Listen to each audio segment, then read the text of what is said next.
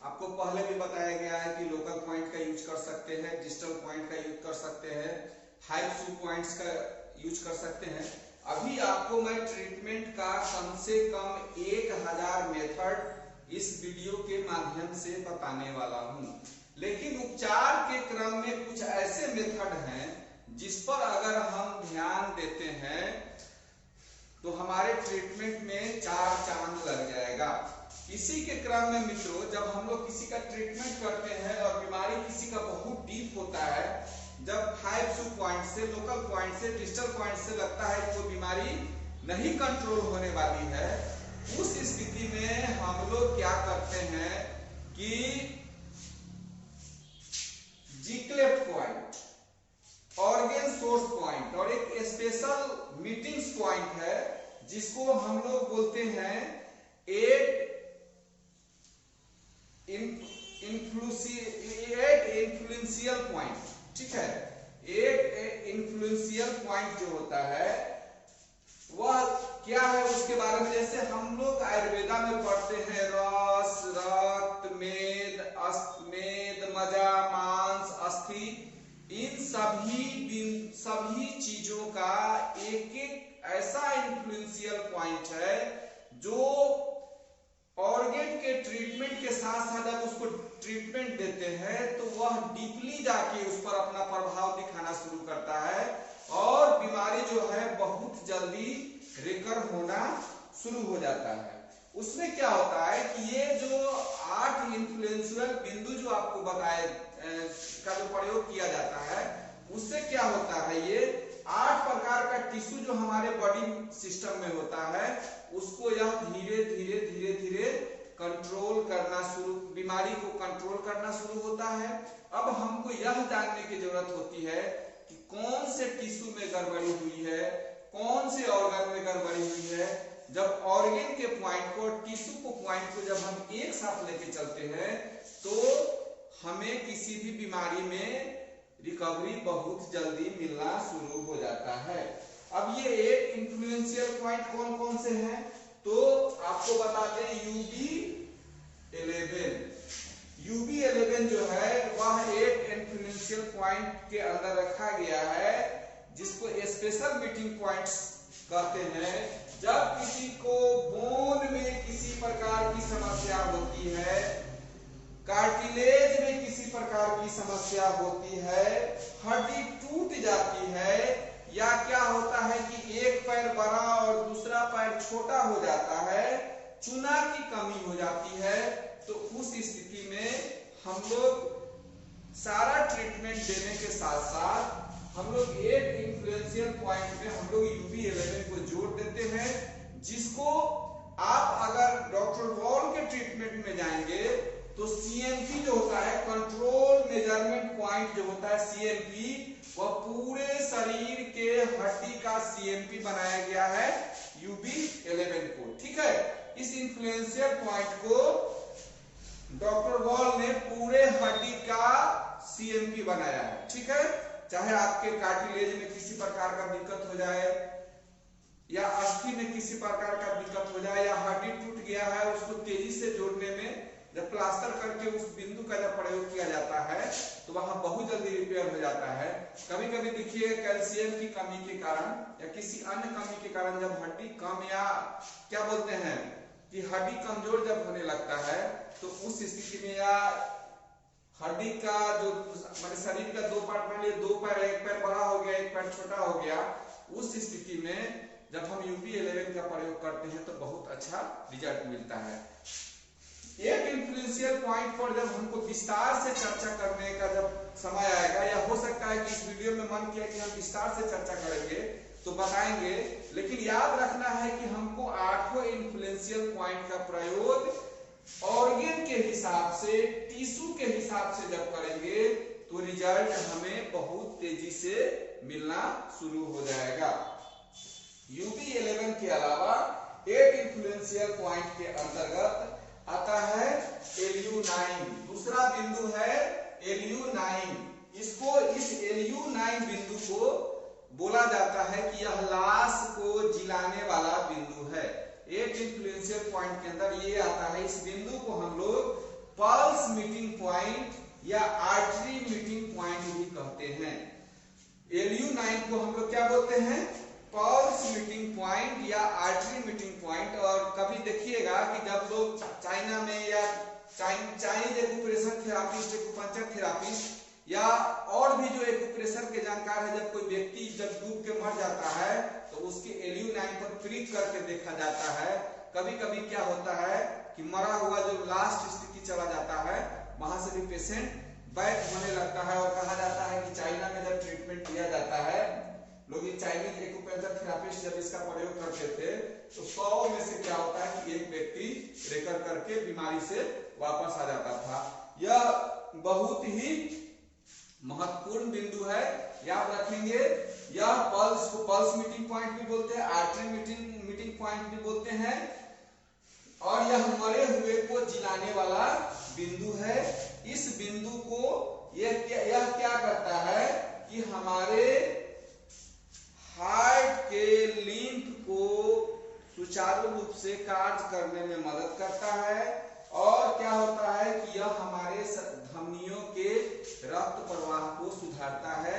यह बहुत महत्वपूर्ण, जब रक्त संचरण के प्रवाह में किसी प्रकार की दिक्कत होती है, जब जान जाइए कि इनको संचरण में किसी प्रकार की प्रॉब्लम है, लिम्फेटिक सिस्टम से संबंधित कोई तरह का प्रॉब्लम है, तो आप उस समय जिक्लेट पॉइंट के साथ 8 इन्फ्लुएंशियल पॉइंट में ये LU9 का प्रयोग कर सकते हैं। अभी सिर्फ आपको अब इन्फ्लुएंशियल पॉइंट बताना शुरू करेंगे। उसके बाद एक इन्फ्लुएंशियल पॉइंट आता है CV17। यह भी बहुत महत्वपूर्ण बिंदु है। यह पेरिकार्डियम और लंग्स के ऊर्जा को बैलेंस करता है। और खास करके अस्थमेटिक अटैक जब किसी को हो जाता है, हार्ट संबंधी किसी को बीमारी हो जाती है, उस समय हम लोग इस बिंदु का प्रयोग करते हैं। उसके बाद चौथा बिंदु जो है वह आता है UB17। UB17 यह भी एक इन्फ्लुएंशियल पॉइंट के अंतर्गत इसको रखा गया है। और यह जो है, यह बॉडी फ्लूइड के क्या बोलते हैं इसको, ब्लड मीटिंग पॉइंट भी बोलते हैं। यह ब्लड के ऊर्जा को कंट्रोल करने वाला बिंदु होता है।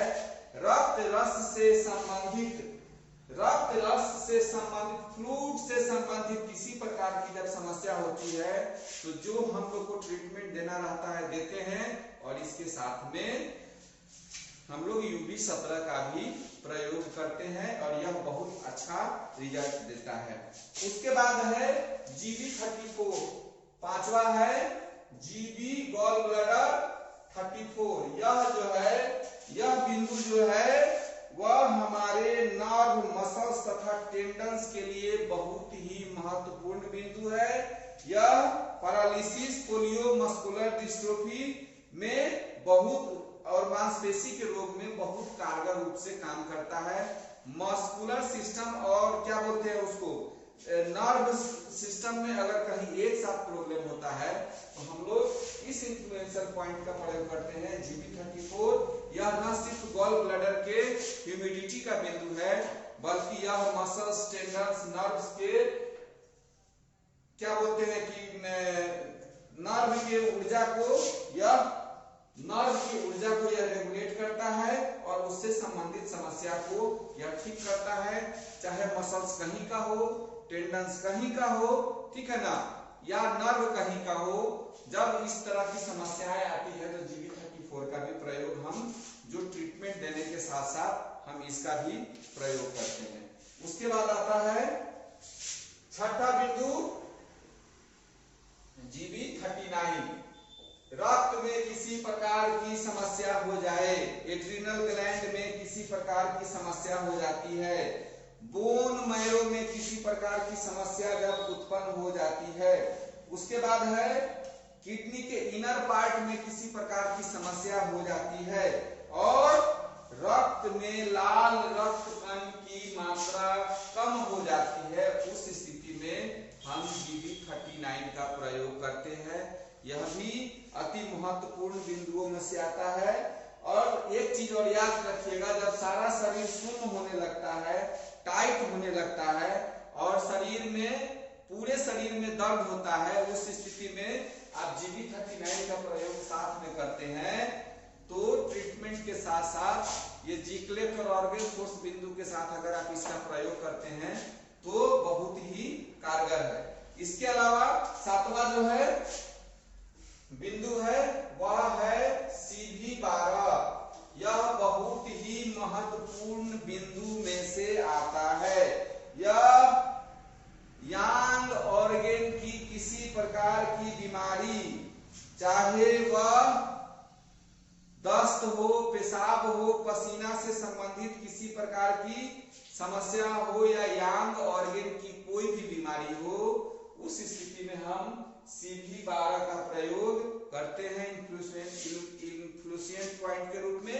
CV12 ये ऑर्गन, ये क्या बोलते हैं, यह हमारा फ्रंट टू पॉइंट है स्टमक का, साथ में इसको इन्फ्लुएंशियल पॉइंट में रखा गया है। 8 इन्फ्लुएंशियल पॉइंट के अंतर्गत इसको ध्यान में रखेंगे।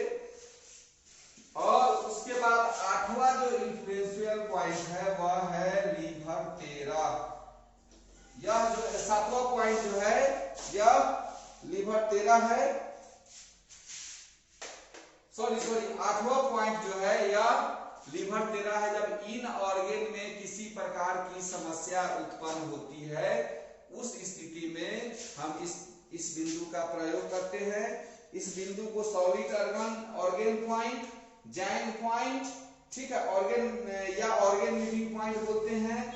जब हमारे शरीर में एनर्जी इम्बैलेंस हो जाता है और क्या बोलते हैं कि आंतरिक रूप से इन ऑर्गन में किसी प्रकार की समस्या जब उत्पन्न हो जाती है तो ट्रीटमेंट इन ऑर्गन का करने के साथ जब हमको पता चल जाए कि लीवर में गड़बड़ी है, लंग्स में गड़बड़ी है, किडनी में गड़बड़ी है, हार्ट में गड़बड़ी है, तो उसका प्रयोग करने के साथ साथ हम लोग क्या करते हैं कि